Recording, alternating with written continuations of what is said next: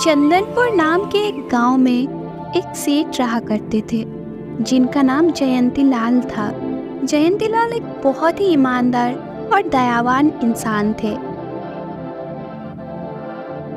एक दिन जयंती लाल रास्ता भटक गए और चलते चलते एक सुनसान जगह पर पहुंच गए।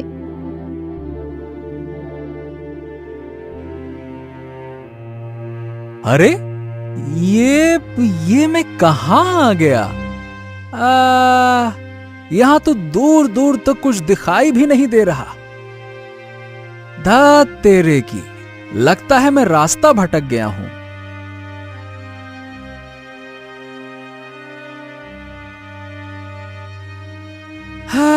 बाप रे बाप, इतनी गर्मी है और ऊपर से यहाँ दूर दूर तक ना तो कोई कुआं है और ना ही कोई नल। मेरी तो प्यास के मारे हालत खराब हो रही है। तभी जयंती लाल को कुछ दूरी पर एक पेड़ दिखा और उस पेड़ के नीचे एक आदमी बैठा हुआ था। हाँ, वहां पेड़ के नीचे एक आदमी दिखाई दे रहा है। ऐसा करता हूं, मैं उससे जाकर मदद मांगता हूं। जयंती लाल उस आदमी के पास पहुंचने से पहले ही बेहोश होकर गिर जाते हैं। अरे, इस आदमी को क्या हुआ?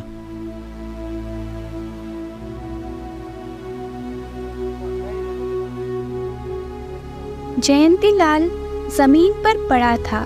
मदहोशी की हालत में उसके मुंह से बार बार एक ही शब्द निकल पा रहा था। पानी, पानी, पानी। लगता है इन भाई साहब को प्यास की वजह से चक्कर आ गया है। पर ये इतनी गर्मी में इस मैदान में क्या कर रहे थे?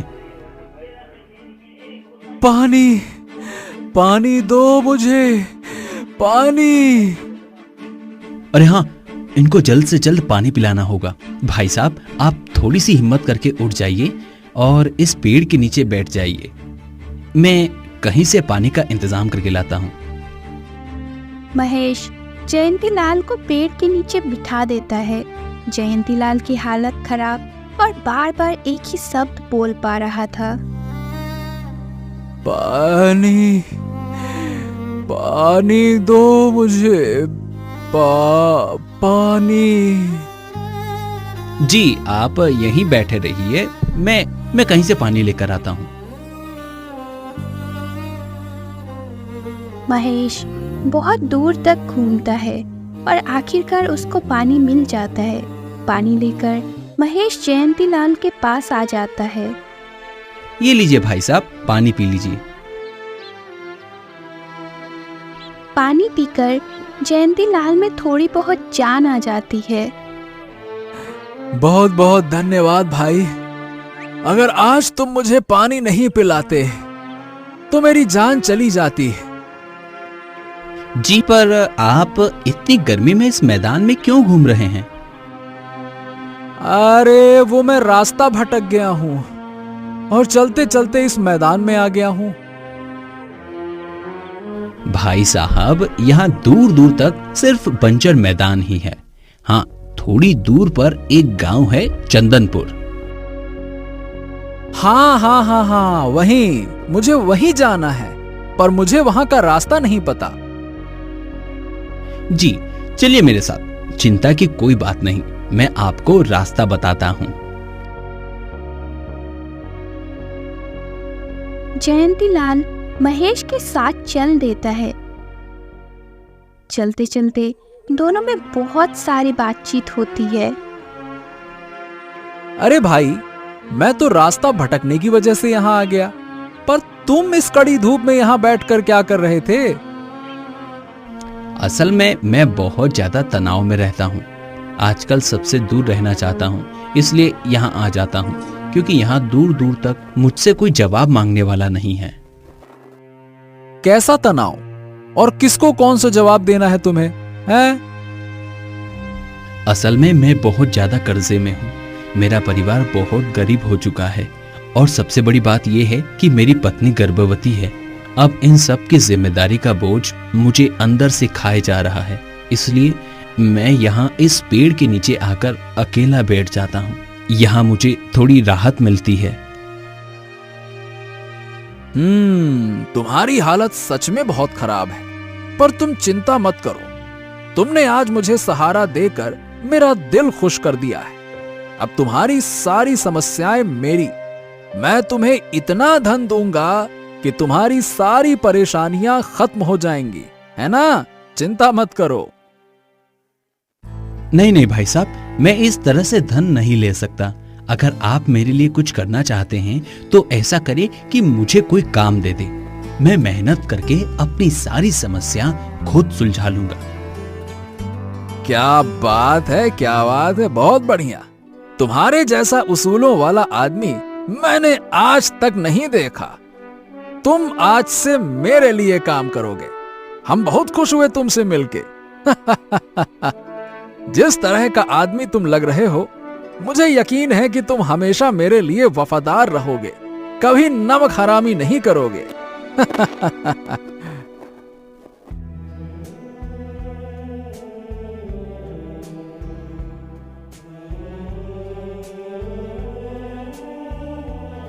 महेश जयंती लाल के लिए काम करने लगता है। जयंती लाल को एक मेहनती और वफादार आदमी चाहिए था, जो कि उसे मिल गया। महेश को भी अब एक उम्मीद मिल गई थी।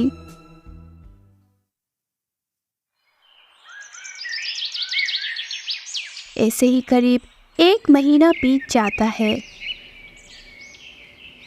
वाह, क्या बात है महेश, तुम सारा काम बहुत जल्दी सीख गए। जैसे मुझे तुमसे उम्मीद थी वैसे ही तुमने काम किया। आज मैं तुमसे बहुत प्रसन्न हूं। आज तुम्हारा 1 महीना पूरा हो गया। ये लो तुम्हारा पहला वेतन। खुश हो? आपका बहुत बहुत धन्यवाद सेठ जी। एक बार मैंने इस प्यासे को पानी क्या पिला दिया, इसने मेरे सारे दुखों को अपना बना लिया। हे ईश्वर, मुझे इतनी शक्ति देना कि मैं अपने उसूलों पर पक्का रहूं और कभी इस भले आदमी से गद्दारी न करूं। क्या हुआ महेश, तुम क्या सोच क्या रहे हो? जी कुछ नहीं। महेश का परिवार अब बहुत खुश था और कुछ दिनों के बाद महेश की पत्नी एक बेटे को जन्म देती है और उनके बेटे का नाम संजय रखा जाता है। एक समय था जब हमारे पास खाने को भी कुछ नहीं था। अगर जयंती लाल जी हमें सहारा नहीं देते तो हमारा परिवार खत्म हो जाता और हमारा पुत्र भी इस दुनिया में दुख के साथ जन्म लेता। हाँ, उनकी कृपा से अब सब सही है। भगवान करे मेरे दिल में कभी नमक हरामी करने का भाव पैदा न हो। मैं हमेशा ईमानदारी से उनके लिए काम करता रहूं।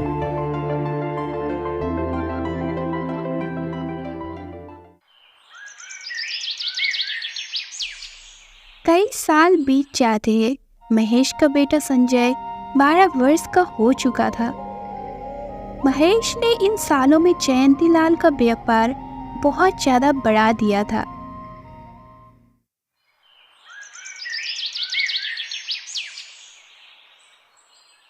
बहुत बढ़िया। इस साल व्यापार काफी अच्छा चल रहा है और महेश तुम हमेशा की तरह बहुत अच्छा काम कर रहे हो। तुम्हें 12 साल हो गए काम करते करते। तुमने हिसाब में 1 रुपए की भी गड़बड़ी नहीं की। शाबाश, गर्व है तुम पे मुझे। जी, मेरी ईमानदारी ही तो मेरी पहचान है। जयंती लाल और महेश बात कर रहे होते हैं, तभी एक नौकर आता है और कहता है, सेठ जी, छोटे भैया का पत्र आया है। वो आज ही घर वापस आने वाले हैं। क्या? अरे 15 साल के बाद मेरा भाई आखिरकार घर वापस आने वाला है। अरे ये तो बड़ी खुशी की बात है। सुनो, इस घर की पूरी साफ सफाई कर दो। और सारी व्यवस्था कर दो। बहुत सारे पकवान बनाओ। अरे 56 भोग अरे मेरे बनाओ। भाई की स्वागत में कोई कमी नहीं रहनी चाहिए। तैयारी करो। जी सेठ जी, जैसा आप कहें।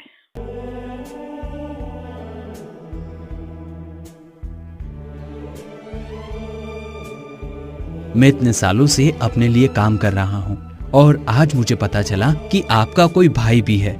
और तो और उससे भी ज्यादा जो बात मुझे हैरान कर रही है वो ये है कि वे 15 साल बाद क्यों वापस आने वाले हैं।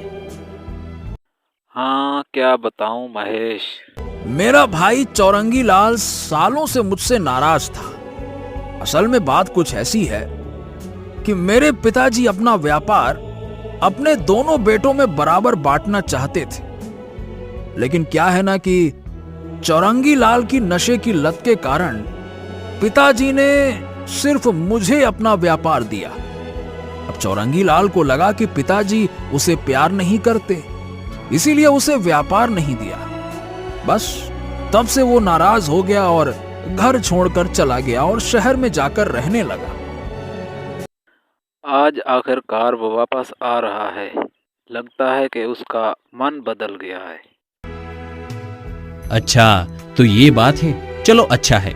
मैं तो यही प्रार्थना करूंगा कि आप दोनों भाई खुशी से एक साथ रहने लगो।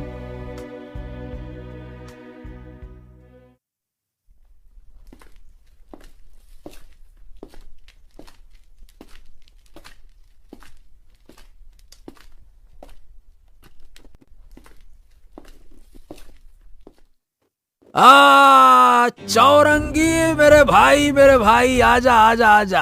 अरे तू कहाँ चला गया था मुझे छोड़कर? आजा आजा आजा आजा। हाँ बस भैया, समय का फेर है। आखिरकार मैं आ ही गया घर वापस। तुम्हारी नशे की लत छूटी कि नहीं छूटी? हाँ भैया, नशा करना तो मैं सालों पहले छोड़ चुका हूँ।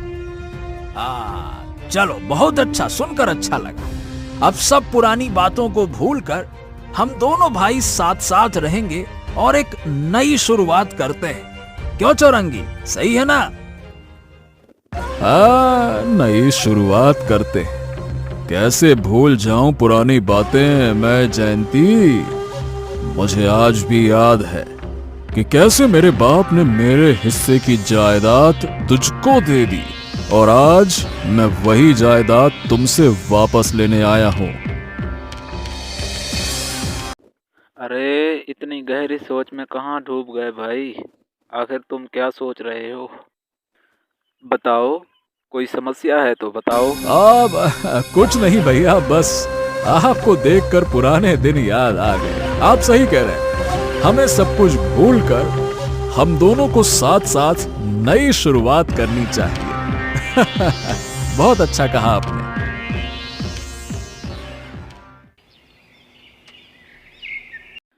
कई दिन बीत जाते हैं। चौरंगी लाल बड़े ध्यान से सब कुछ देख रहा था, जयंती लाल के व्यापार के बारे में। वो तो बस सही मौके की इंतजार में था। एक दिन जयंती लाल अपने घर के बाहर बगीचे में देखता है कि चौरंगी लाल किसी से बात कर रहा था। वो आदमी और कोई नहीं बल्कि महेश ही था। जयंती लाल उन दोनों की बातें चुपके से सुनने लगता है। तो तुम हो महेश, जो मेरे भाई के लिए सालों से काम करते आ रहे हो। अच्छा ये बताओ, क्या तुम मेरे लिए काम करोगे? जी हाँ, बताइए, मैं आपके लिए क्या कर सकता हूँ? क्या तुम्हें पता है कि जयंती लाल की जायदाद के कागज कहां पर रखे हुए हैं? हाँ, मुझे पता है, पर ये सब आप क्यों पूछ रहे हैं? देखो, ये व्यापार मेरा है। जयंती लाल को तो यह व्यापार धोखे से मिल गया है। अगर तुम जयंती लाल की जायदाद के कागजात मुझे लाकर दोगे तो मैं तुम्हें बहुत सारा पैसा दूंगा, और अगर तुम जयंती लाल का व्यापार हड़पने में मेरी मदद करते हो तो मैं तुम्हें इस व्यापार में हिस्सा भी दे दूंगा। बोलो। अच्छा, तो ये चौरंगी इसलिए यहां आया है ताकि मेरा व्यापार हड़प सके। हाँ तो बताओ, करोगे मेरे लिए काम? बोलो, सोचो मत, हाँ बोलो। देखिए, मुझे पता है कि ये व्यापार उन्हें धोखे से नहीं बल्कि आपके पिता ने व्यापार को बचाने के लिए उन्हें दिए थे। आपको ये नहीं मिला क्योंकि आप उस वक्त हमेशा नशे की हालत में रहते थे। आप जो काम मुझे करने को कह रहे हैं वो नमक हरामी है और मैं ये हरगिज नहीं करने वाला। देखो, एक बार फिर से अच्छे से सोच लो, ये तुम्हारे लिए अमीर बनने का एक मौका है। तुम्हें व्यापार में हिस्सा मिल जाएगा और तुम बहुत सारा धन भी कमा पाओगे। अभी तक जो तुम्हें सिर्फ वेतन मिलता है उससे तो शायद तुम्हारा परिवार अच्छे से चल भी नहीं पाता होगा। क्या होता है उतने में? इतना तो मैं यूं ही उड़ा देता हूं। अगर तुम मेरी मदद करते हो तो मैं तुम्हें धनवान बना दूंगा। पैसा ही पैसा होगा भाई, क्या सोच रहे हो? बोलो। आप चाहें मुझे दुनिया भर की दौलत ही क्यों न दे दे, पर मैं सेठ जयंतीलाल जी के साथ ऐसा हरगिज नहीं करूंगा। मैंने उनका नमक खाया है और उनसे गद्दारी मैं कभी नहीं करने वाला।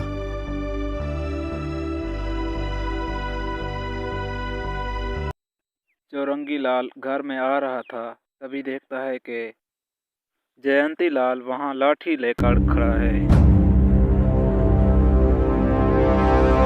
अब क्या हुआ भैया? आप इतने गुस्से में क्यों लग रहे हैं? कुछ बात है क्या? मैंने सब सुन लिया है चौरंगी। तू नालायक यहाँ इसलिए आया है ताकि मेरा व्यापार हड़प सके।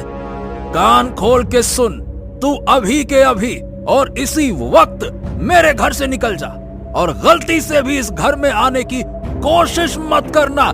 निकल यहाँ से, नालायक कहीं का। अरे निकल।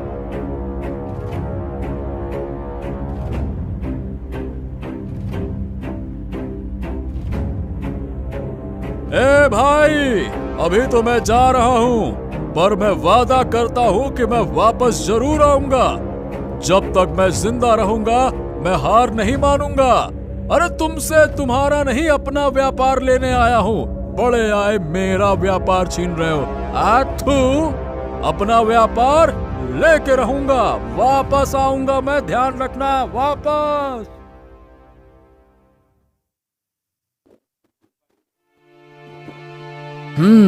तो महेश, मैंने उस दिन सब कुछ सुना।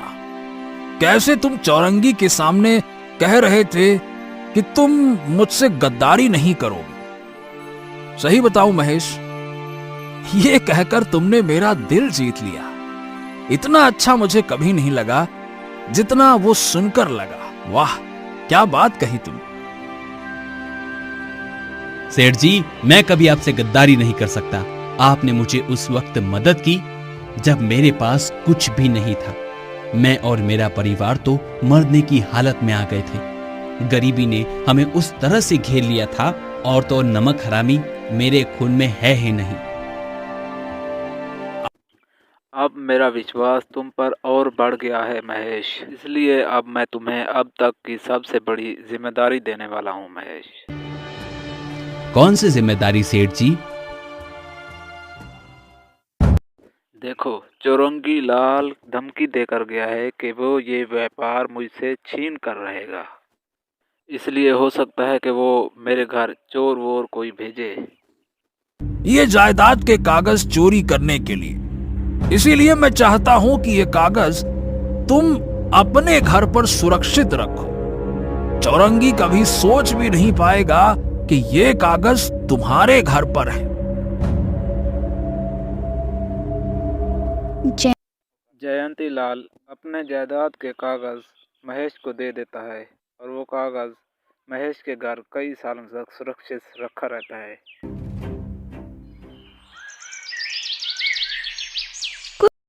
कुछ साल बीत जाते हैं और महेश का बेटा संजय अब 18 वर्ष का हो चुका था। एक दिन वो जयंतीलाल के बेटे नीरज के साथ घूम रहा था। तभी नीरज संजय को अपनी सोने की माला दिखाता है। वाह, ये तो बहुत सुंदर माला है। काश मेरे पास भी ऐसी एक माला होती। अच्छा, क्या तुम्हारी औकात है ऐसी माला पहनने की? देखो, बदतमीजी मत करो। सच कह रहा हूं मैं, ऐसी माला हम सेठ लोग पहनते हैं। अरे तुम्हारे पिता तो हमारे यहाँ नौकर हैं, कुछ दिन बाद तुम भी हमारे यहाँ नौकरी करोगे, और क्या? काहे इतना माला माला कर रहे हो? ये मत भूलो कि मेरे पिताजी की वजह से ही तुम्हारा व्यापार इतना आगे बढ़ पाया है, और तुम्हारे पिताजी मेरे पिताजी पर इतना भरोसा करते हैं कि अपनी जायदाद के कागज तक उन्हें संभालने को दिए हैं। इतनी इज्जत तुम्हारे पिता मेरे पिताजी को देते हैं, और तुम्हें भी उनकी इज्जत करनी चाहिए। हाँ, इज्जत करनी चाहिए। सुनो, कान खोल कर सुनो। देखो, तुम्हारे पिता कितने भी वफादार क्यों ना हों, अरे हमारे यहाँ के हैं भी तो नौकर ना, सर पे थोड़ी ना बिठा लेंगे। बड़े आए। तुम अपने सेठ होने का घमंड दिखा रहे हो ना, देखना एक दिन मैं तुमसे भी बड़ा सेठ बनूंगा। हैं? जाओ जाओ, बड़े आए सेठ बनने वाले। अरे जाओ तुम। नीरज और संजय की ये बातें एक आदमी पीछे से सुन रहा था। ये आदमी और कोई नहीं बल्कि चुरंगी लाल ही था। अच्छा, तो ये बात है। मैं इतने सालों से जयंती लाल के घर में जायदाद के कागज ढूंढ रहा था, पर कागज तो वो महेश के घर में छुपा दिए थे। ये महेश का लड़का सेठ बनना चाहता है। अब यही मेरी मदद करेगा जयंती लाल का व्यापार हड़पने में।